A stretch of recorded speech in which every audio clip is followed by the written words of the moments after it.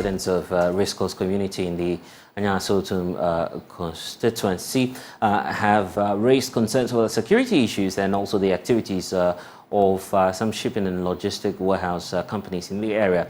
According to the Landlords Association in the Anyasotum community, the big trucks offload goods into warehouses, posing danger to residents, especially school children. There's more in this report.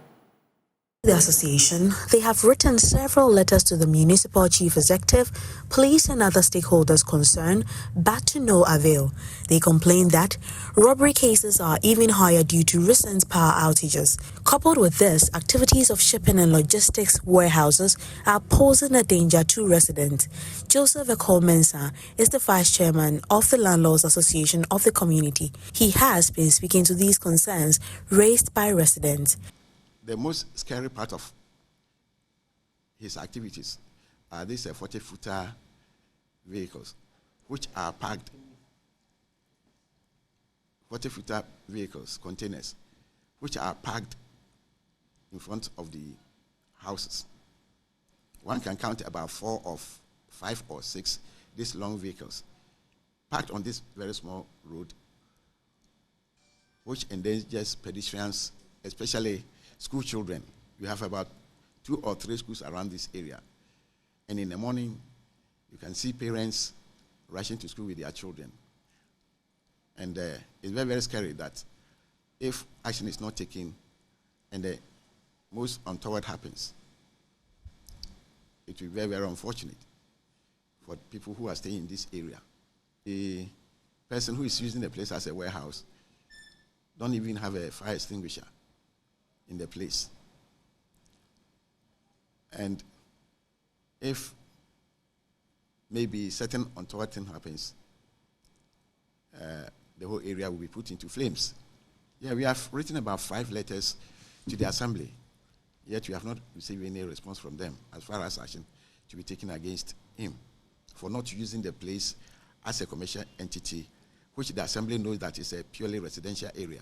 But their inaction has resulted in we taking this matter to the courts. If we are pushed to the wall, I think a court will be the ultimate. When we talk about security, it borders on somebody being harmed, somebody, let's say, in case of an accident, this robbery cases. Residents had this to say about the situation.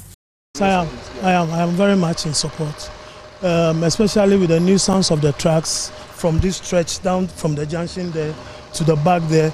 I think there are about 3 warehouses in the area, almost on every lane.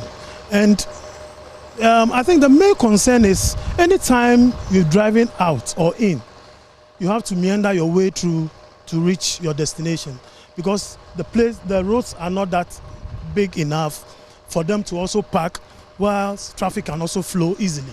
If he could put in mechanisms that maybe the trucks can come in one at a time, or immediately they come, they enter his premises and offload the goods and then go away, I think that will help all of us. There are a lot of warehouses here, 1 or 2. Here it's good for the community. It's good for the community. So probably what the owner of the business is supposed to do is that you put in, safety measures. As the earlier speaker said, maybe one container comes, he enters, another comes, also take off his goods. 3 years or so has seen some activity of miscreants. I had a personal experience about 2 months ago. Somebody climbed over my wall in the night. I think there was lights out. And then he jumped into my compound and started removing our driving mirrors. So they removed 2 driving mirrors of 2 vehicles, my personal one and the other person's car. A generating plant that was working, that was functioning, but somehow they managed to steal it.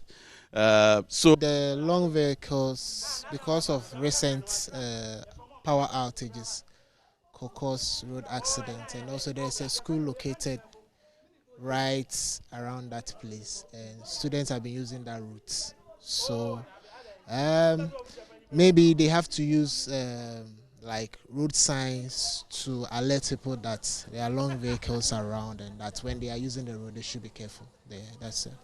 So, we have a problem over here because of the shipping agents who are posing a hazardous danger for the community, especially the school children. And because of that, on this road you see, the trot drivers and all the drivers coming towards race course, they all pass over here, and it's causing a lot of problem for us. On the other hand, the government says they have constructed this road since 2015, but it has not been captured. You can see for yourself how the road is.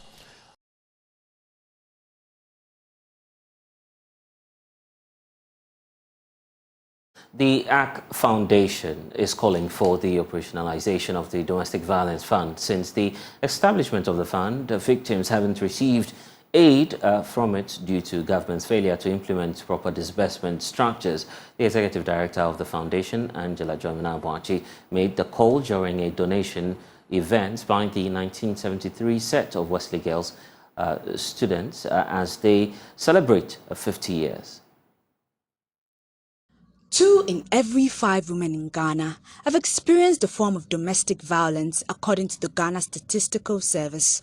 Despite the escalating cases, victims struggle to access support. Although a domestic violence fund was established for this purpose, it remains non-functional since its inception.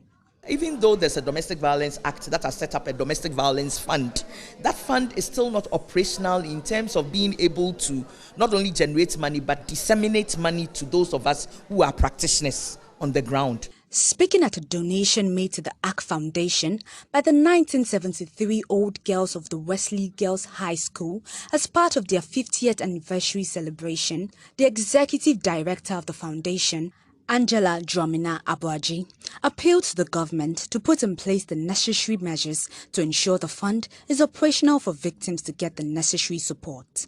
What the government agencies and the government can do, make sure that that domestic violence fund is working. If it works, that is the legal way that the government has provided for those of us who work with survivors to be able to tap into those resources and use it to support, not take hold of the whole work that we do, but to support the work that we do with survivors. So if there's anything I'll tell any government, and it has not been this government, it's been administration after administration. We've been in this for 25 years, okay? Administration after administration. It's just that make the legal provisions that you've made for funding that fund and making sure it is operationalized, because we get the information that funds go into that fund, but just ensuring that people are able to access it, it's a problem. And it's more of somebody not doing their job. The old girls donated 50,000 Ghana cedis to the foundation to help refurbish the shelter for victims. President for the year group, Gladys Asari, commended the foundation for its great job over the years. And I must say that we are very impressed with what you are doing. And I'm happy that we decided to take up the challenge to support you. In fact, sometimes when you hear about these NGOs and the things they are doing, most people do not have confidence in them, because there's always been NGOs who start and then somewhere along the line, then nothing happens. So when we muted the idea that we need to support people who are in this kind of things, and Susie suggested, we took it up. And I must say that it was a very good decision that we have made. Now we have heard so much about you, and I believe that when we go from here, we want to do more for the shelter. Angela Jominna also called on well-meaning Ghanaians to support the cause of the NGO. If God gives you some funding in your pocket, remember there are places, good places that you can take these funds to, okay? So here I won't even just speak for the Ark Foundation. I'll speak for every organization that works directly with people. It's a life thing. You take care of the person from morning till evening, till night, till the next morning, depending on the need that they have. It's not that they are weak, it's just that they are in trouble. And so all you're doing is to try to bring out of them the resources they need so they can live a productive life. And so if you have money as a church, as an organization, as a person, and you please come to us, bring us some money, we'll put it in the right place. The Ark Foundation has been supporting domestic violence victims for the past 25 years. Esther Nkrumah and Matilda Senes report for Joy News.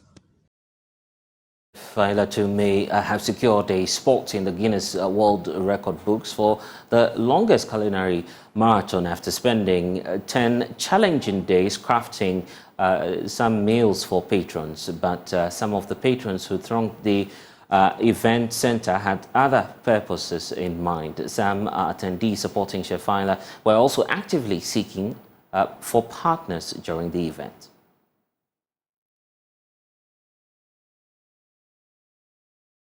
It makes a lot of business here.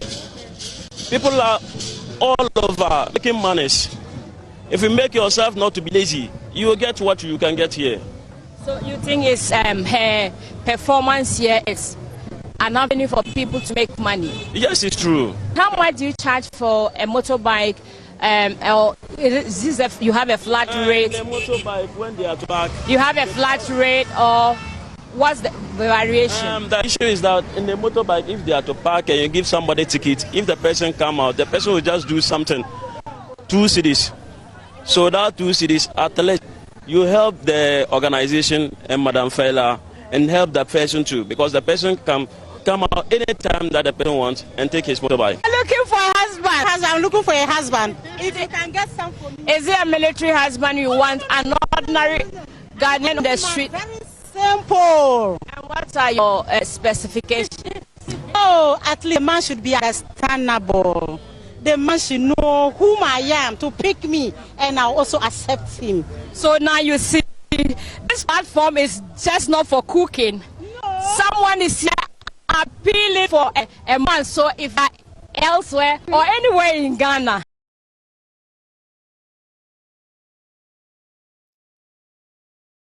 Well, we say good luck to her. Anyway, that's all we have for you in this package of The Pulse. I'm Blessed Sugan. Log on to myjoyonline.com. Lots of stories there for you to update yourself on. But we'll see you again next time. Bye-bye.